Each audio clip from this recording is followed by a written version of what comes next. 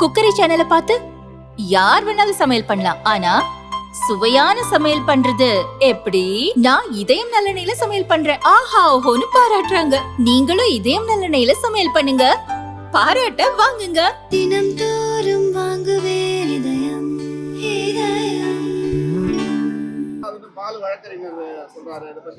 அதான் சார், பாட்டாளி மக்கள் கட்சியுடைய பொதுக்குழு என்பது 17ஆம் தேதி விழுப்புரம் மாவட்டம் பட்டாணம் சங்கமுத்ரா திருமண மண்டலத்தில் நடைபெற்றது. 4000 இவங்க பொதுக்குழு உறுப்பினர்களுக்கு பதிவு தபால் மூலமும் எங்களுடைய வன்னியர் சங்கத்தினுடைய பொறுப்பாளர்களுக்கு அவங்க 2000 சில பேர் சிறப்பு அழைப்பாளரும் கலந்து கொண்ட ஒரு மிகப்பெரிய அளவிலே கலந்து நடத்தப்பட்ட ஒரு பொதுக்குழு கூட்டம். இன்னொன்னுங்க, பாலு பாட்டாளி மக்கள் கட்சி பேசுவதற்கு எந்த விதமான தகுதியுமே இல்லை. என்ன காரணம்னா, பல்வேறு கட்சிகளில் சுற்றி சுழன்று அங்கிருந்து நீக்கப்பட்டு பாட்டாளி மக்கள் கட்சி வந்தார். வந்த பொழுது மருத்துவர் ஐயா அவர்களையும் அன்புமணி அவர்களையும் சரி பண்ணி இங்கே குறுக்கு வழியில் பதவி பிடிச்சாரு.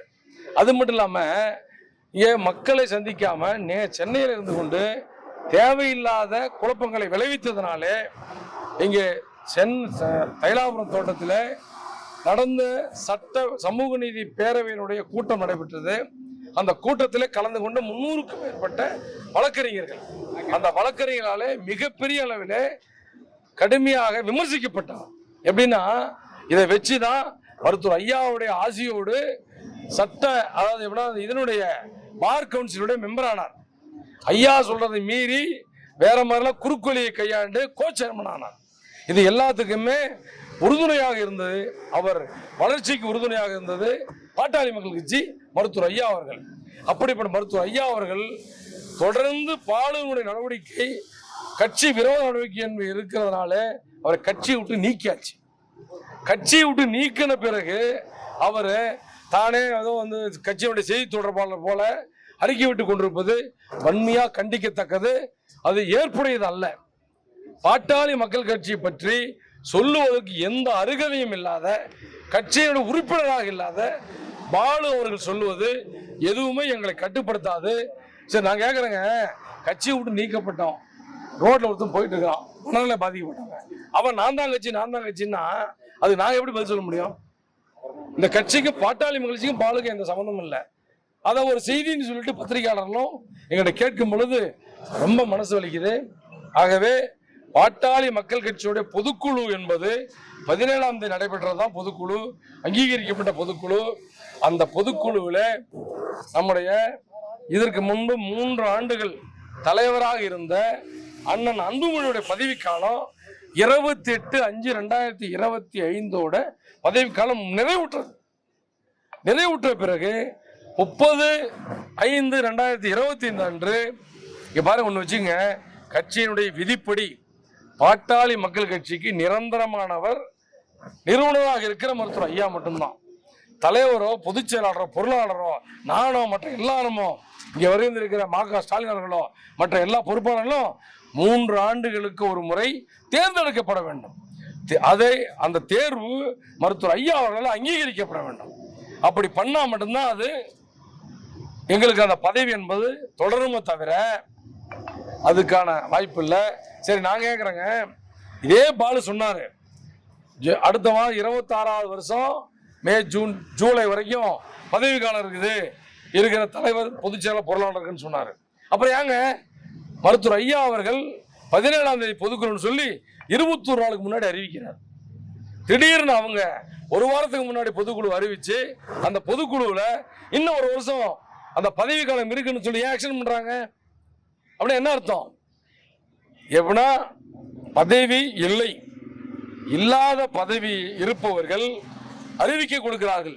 என்னென்ன பொதுக்குழு கூட்டுறேன் என்று சொல்றாங்க. அந்த பதவி என்பது 28ஆம் தேதி 5வது மாதம் முடிஞ்சு போச்சு. இந்த மாதம் அவங்க பொதுக்குழு கூட்டுறதுக்கான அவசியமே இல்லை. 1ஆம் தேதி அறிவிப்பு வருது, 9ஆம் தேதி பொதுக்குழு கூடுது. நீங்களே நினைச்சு பாருங்க, அது எப்படி செல்லும்?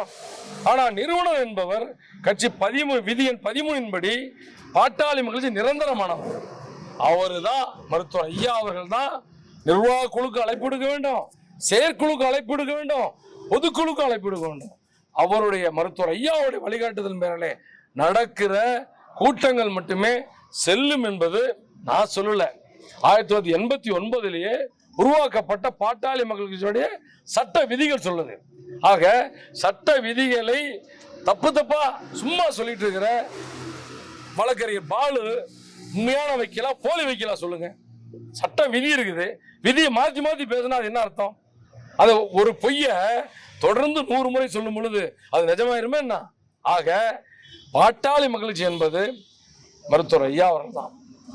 கட்சியினுடைய தலைமையகம் என்பது தைலாபுரம் தோட்டம் தான். 63 நாட்டுமுத்து நாயக்கன் தெரு, எங்க சேலம் மாவட்டம். அன்றைக்கு எங்களுடைய மூத்த முன்னோடிகள் சின்னப்பன், பாலகிருஷ்ணன், நாராயணன், எங்க அண்ணன் நாராயணன், இந்த மாதிரியான சதாசிவம் போன்றவர்கள்லாம் ஒருங்கிணைந்து வசூல் பண்ணி வாங்கி கொடுத்த அலுவலகம். மருத்துவர் ஐயா அவர்களை நிறுவனமாக கொண்டிருக்கிற பாட்டாளி மக்கள் கட்சி அதனுடைய சொத்து. அது அந்த இடம் தான் கட்சியினுடைய பதிவு அலுவலகம். இப்ப தைலாபுரம் தோட்டத்துக்கு மாற்றப்பட்டிருக்கிறோம். இதை தவறுதலா அது தேர்தல் கமிஷனுக்கு எல்லாம் கொடுத்து அது வேற இது. அந்த கடிதம் என்ன, ஒரு கடிதம் எந்த கடிதம்னாலும் நான் என்ன அட்ரஸ் கொடுக்கணும் அந்த அட்ரஸ் தான் வரும். நான் அட்ரஸை மாத்திருக்கிறேன், எங்க அப்பா அம்மாவுக்கு தெரியாம அந்த அட்ரஸை மாத்திருக்கிறேன், அவ்வளவுதான். தவிர இதுல வேற எந்த விதமான செய்தி இல்லைங்க. பாலு சொல்லுவது என்பது முழுக்க முழுக்க பொய்யா தினமும் ஒரு பொய் மூட்டையை அவிழ்த்து விட்டு கொண்டிருக்கிறார். ஆகவே பாட்டாளி மக்கள் கட்சி நிரந்தரம் மருத்துவர் ஐயா. இப்ப நீங்க அனுப்பியிருக்கிற நோட்டீஸுக்கு விளக்கம் கொடுக்காம அன்புமணி புறக்கணித்தா அடுத்த கட்ட நடவடிக்கை? அடுத்த கட்டமா 31/8/2025 வரையில அதுக்குள்ள கொடுக்கணும்னு சொல்லி ஒழுங்குமுறை குழு 9 உறுப்பினர்களும் ஏகமனதாக ஒரு கடிதத்தை இன்றைக்கு அனுப்பியிருக்கிறோம். அது வரட்டுங்க. இது எதனால என்னன்னா இருக்கலாம், 15 நாள் இருக்கு. அது நான் ஒருத்தப்பட்டு முடிவு பண்றதுங்க. நாங்க 3 பேர் நினைக்கிறேன். நம்ம மக ஸ்டாலின் நாங்க 3 பேர் இருக்கோம். இன்னும் 6 உறுப்பினர்கள் இருக்கிறாங்க. 9 உறுப்பினர் சேர்ந்து முடிவு எடுக்கணும். நான் எப்படி முடிவு எடுக்கணும்? அதை முடிவெடுத்து அதை எங்களுடைய தலைவர்கிட்ட கொடுப்போம். நிறுவனராகவும் தலைவராக இருக்கிற மருத்துவர் ஐயா அவர்கள், அவர் தான் சுப்ரீம் பவர். ஒழுங்குமுறை குழு என்பது அவருக்கு கீழே என்கிற ஒரு இயக்கம். இது நாங்க ஒரு ரெக்கமெண்டேஷன் கொடுப்போம். அந்த ரெக்கமெண்டேஷனை ஏற்றுக்கொள்வதும் ஏற்றுக்கொள்ளாததும் நடைமுறைப்படுத்துவதும் காலந்தாழ்த்தி நடைமுறைப்படுத்துவதும் தலைவருக்கான உச்சபட்ச அதிகாரம். ஆகவே அந்த இது அடுத்த கட்டமும் பொதுக்குழுவில் எடுக்கப்பட்ட முடிவுகள் தீர்மானங்கள் குறித்து தேர்தல் ஆணையத்துக்கு கொடுத்தாச்சா இல்ல கொடுக்க போறீங்களா? அது சட்டப்படி என்ன செய்யணுமோ அது பாட்டு நடந்துட்டு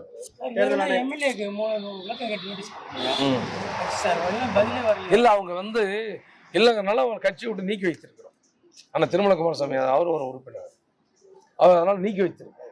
அவர் இப்ப உறுப்பினர், அவங்க 3 சட்டமன்ற உறுப்பினர் கட்சி விட்டு நீக்கியிருக்காங்க. நீக்கிருக்காங்க.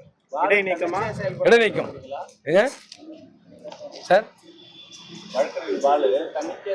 பாலு அவர் பெரிய சட்ட புலி மாதிரி நினைச்சுக்கிட்டு தவறான தகவலை எங்கள் செயல் தலைவருக்கு கொடுத்து கொண்டிருக்கிறார். தவறான தகவலை, முன்னுக்கு பின் முரணான தகவலை செயல் தலைவருக்கு கொடுத்து கொண்டிருக்கிறார்.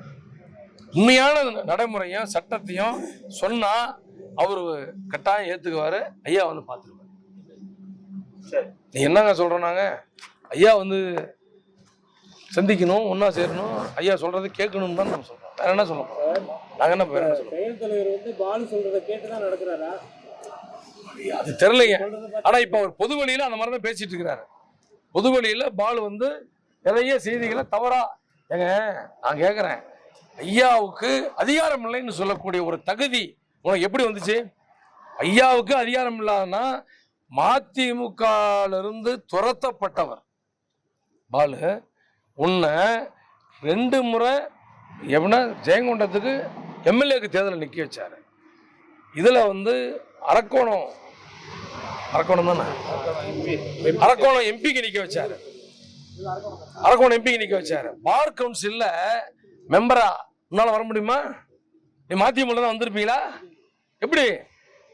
ஐயா ஒரு மாவட்டத்தில் இருக்கிற வக்கீல்கிட்டையும் நேரா தொலைபேசி தொடர்பு கொண்டு பேசினார். எங்ககிட்ட கேட்டார், சேலம் மாவட்டம் எவ்வளவு ஓட்டு வாங்க முடியும்? ஓடு ஒரு வக்கீல போய் பாரு, கெஞ்சிங்க, இதை இந்த மாதிரி என்னுடைய பிரதிநிதியா பாலு ஜெயிக்கணும்னு சொன்னார். அப்படியாப்பட்ட ஐயாவுக்கு துரோகம் பண்ணுவதற்கு எப்படி மனசு வந்துச்சு? எவ்வளவு பெரிய துரோகம், எவ்வளவு பெரிய அயோக்கியத்தனம்! திருத்திக்கணும். இனிமேல் ஐயாவை பற்றி குறை சொல்லக்கூடாது, ஐயாவை பற்றி குற்றம் சாட்டக்கூடாது, குறை சொல்லக்கூடாது. நீ திருத்திக்கணும். பார்த்துக்கோ. சரி, சரி. நன்றி.